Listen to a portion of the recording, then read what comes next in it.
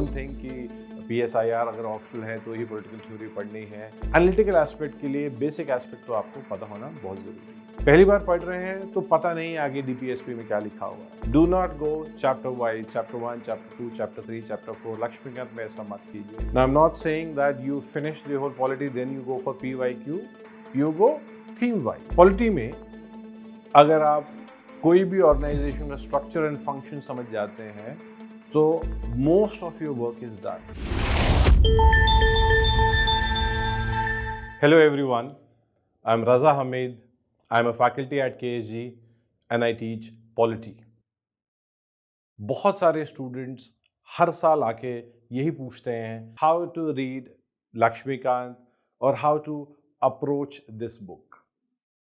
Before you approach this book, make sure you do or you complete NCERTs.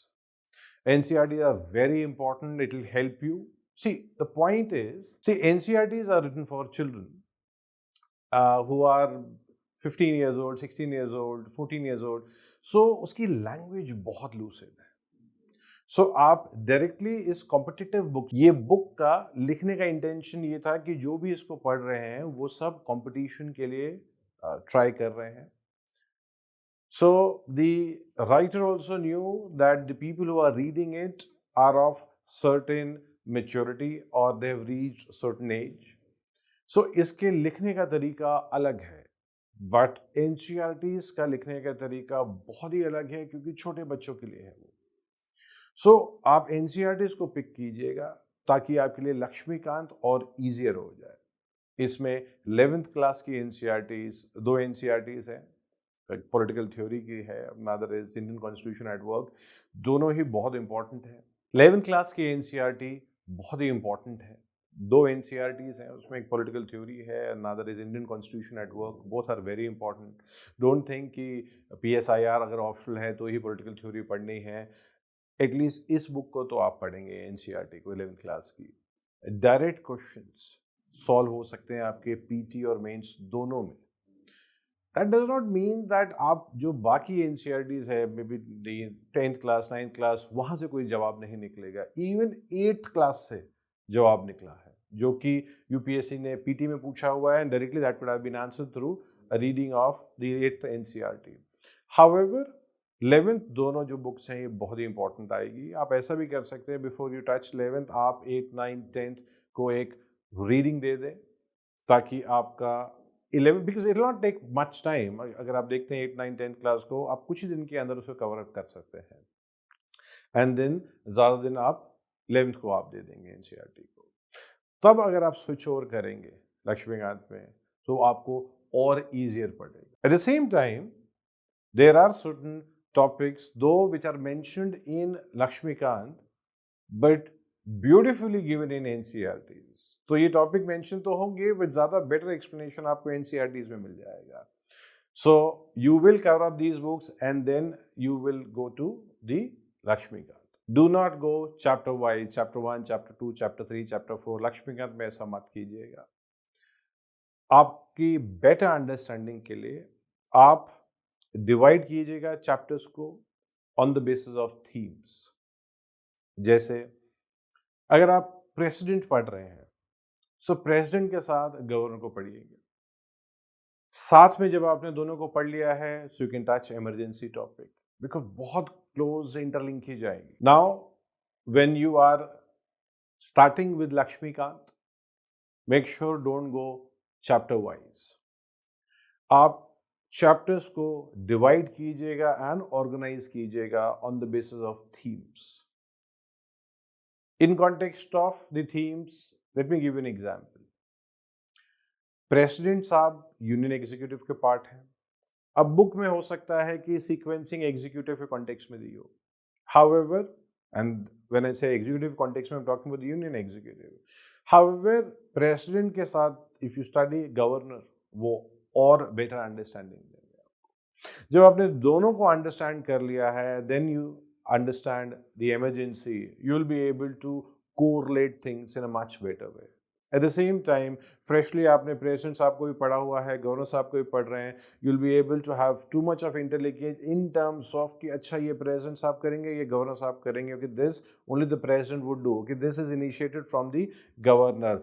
बहुत अच्छा linkage आ जाएगा। ऐसे ही जैसे आप पार्लियामेंट को स्टडी कर रहे हैं तो साथ में स्टेट लेजिस्लेचर को भी साथ में स्टडी कर लीजिएगा। So this is what I was trying to tell you in context of themes को ऐसे आप डिवाइड करेंगे, सेग्रीगेट करेंगे या ऑर्गेनाइज करेंगे। जब आप कॉन्स्टिट्यूशनल नॉन कॉन्स्टिट्यूशनल बॉडीज को पढ़ेंगे तो मेक श्योर आप एक चार्ट बना लीजिए, उसमें आप बॉडीज को मेंशन करेंगे, then you mention who appoints them, कौन रिमूव करते हैं, टेन्योर कितना है इनका, एंड उसमें होगा कॉन्स्टिट्यूशनल बॉडी है कि नॉन कॉन्स्टिट्यूशनल बॉडी है। ये सारा स्ट्रक्चर मतलब आप ऐसे जब आप इसको आप बना लेंगे एक बार, तो ये सारी की सारी जो बॉडीज़ है आपकी 2 से 5 मिनट के अंदर कवर अप हो जाएंगी। एक बार just go through the chart and then it's done.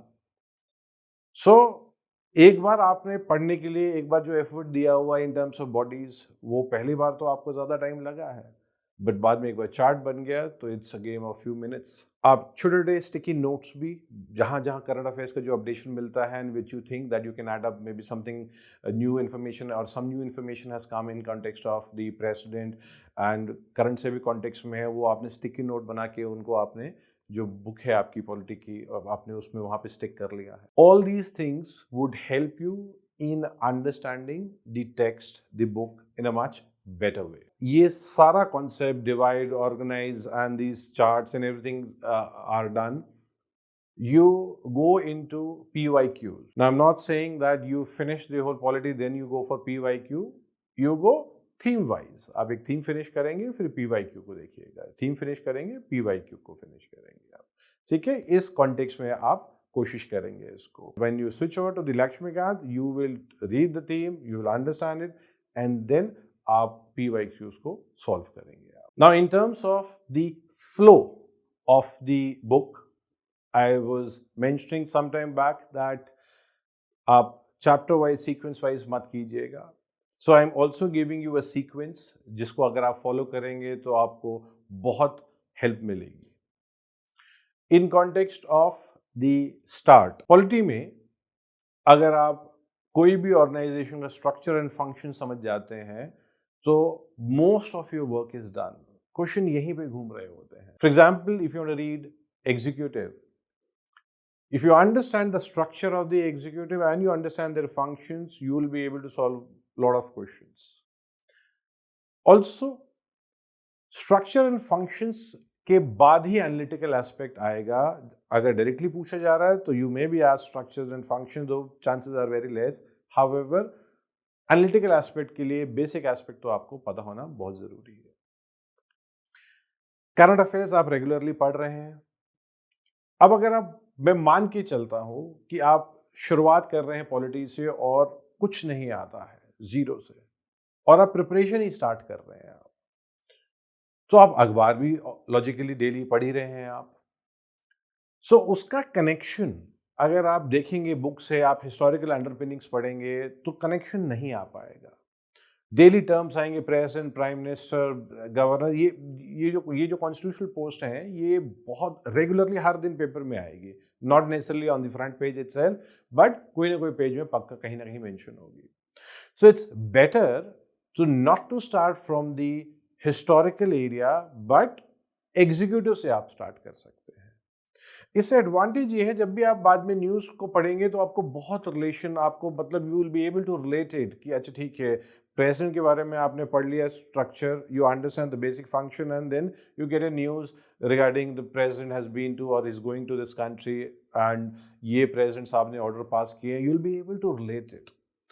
Now president topic में सारा का सारा आपको नहीं मिलेगी इन्फॉर्मेशन। बहुत सारी इन्फॉर्मेशन आप पार्लियामेंट में पढ़ेंगे, कुछ और डोमेन में पढ़ेंगे, कॉन्स्टिट्यूशनल बॉडी के लिए पढ़ेंगे, तब वहाँ पे भी टॉपिक्स मिलते रहेंगे। हाउएवर ब्रॉड व्यू आपका तैयार हो जाएगा। सो पहले एग्जीक्यूटिव्स को पढ़िएगा, एग्जीक्यूटिव के साथ स्टेट एग्जीक्यूटिव भी साथ में आप पढ़ लीजिएगा। मतलब आपने प्रेसिडेंट किया तो गवर्नर साथ में कर लिया, आपने प्राइम मिनिस्टर किया तो आपने सीएम साहब को भी साथ में कर लिया। इस हिसाब से आप पहले स्टार्ट कीजिएगा। इसके बाद आप पार्लियामेंट टॉपिक पे जा सकते हैं। So you go for parliament and then the state legislature. Now once you get the idea regarding the structure, regarding the parliament also, the executive, तो इन पे चेक कौन करेगा? फिर आएगा judiciary. So after this, you go in for the judiciary. Finish the whole judiciary in terms of the Supreme Court, the High Court, the subordinate courts, the concept of PIL, लोक अदालत, ये सारी चीज़ें मतलब आप एक साथ पढ़ेंगे. तो आपको समझ में आ गया लॉज ऐसे बनते हैं. एग्जीक्यूट करने के लिए you have the executive, though executives have many other roles also. However the point is now इन पे चेक कौन लगाएगा, तब आपके पास जुडिशरी आ गई. तो आपको एक ब्रॉड आउटलुक पता लग जाएगा. इसके बाद आप fundamental right, DPSP and the fundamental duties साथ में कीजिएगा. जब आप फंडामेंटल राइट्स पढ़ रहे हैं तो उसको सेग्रीगेट नहीं कर रहे हैं DPSP से इन टर्म्स ऑफ अंडरस्टैंडिंग. पहली बार पढ़ रहे हैं तो पता नहीं आगे DPSP में क्या लिखा हुआ है. However, once you come to DPSP, तब आप बहुत अच्छी लिंकेज दे सकते हैं फंडामेंटल राइट्स के साथ. जब आप फंडामेंटल ड्यूटी कर रहे हैं तो उसकी लिंकेज देनी है DPSP के साथ एंड फंडामेंटल राइट्स के साथ. तो ये तीनों साथ में पढ़ना बहुत ज़रूरी है. इसके बाद आप इलेक्शन का टॉपिक उठा सकते हैं. In this you will study about the election commission of India. You will also study in context, मतलब आप साथ में जो चैप्टर को आप थीम को सिंक कर रहे हैं उसमें आप इलेक्शन कमीशन के बाद anti defection law, the RPA, political parties, ये सब को आप साथ में कर लेंगे. चैप्टर्स में बुक में अलग अलग जगह दिया हुआ है. See I am not going unit wise for the reason being regularly Lakshmikant is updated.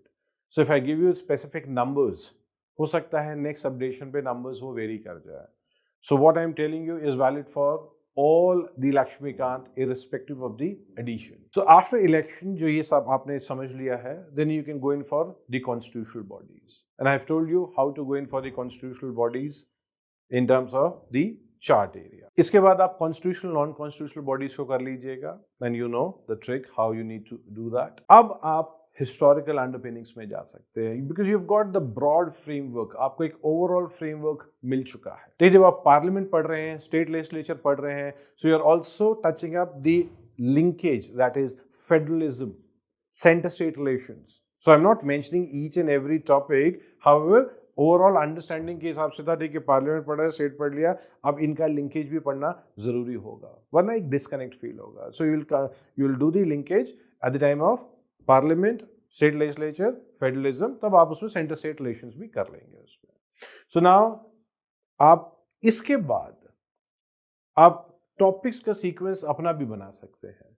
ज्यादा प्रॉब्लम नहीं आनी चाहिए इसमें. हिस्टोरिकल अंडरपिनिंग जो पहला ही चैप्टर अगर हम बात करें, बहुत ही हेवी चैप्टर है. So don't try to finish it in one go कि आपने आज उठाया पूरा चैप्टर एक साथ पढ़ लिया आपने.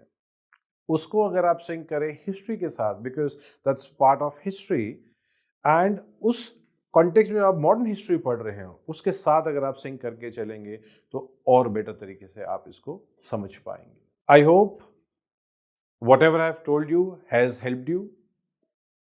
कोशिश कीजिए, जीत पक्का आपकी होगी. Thank you.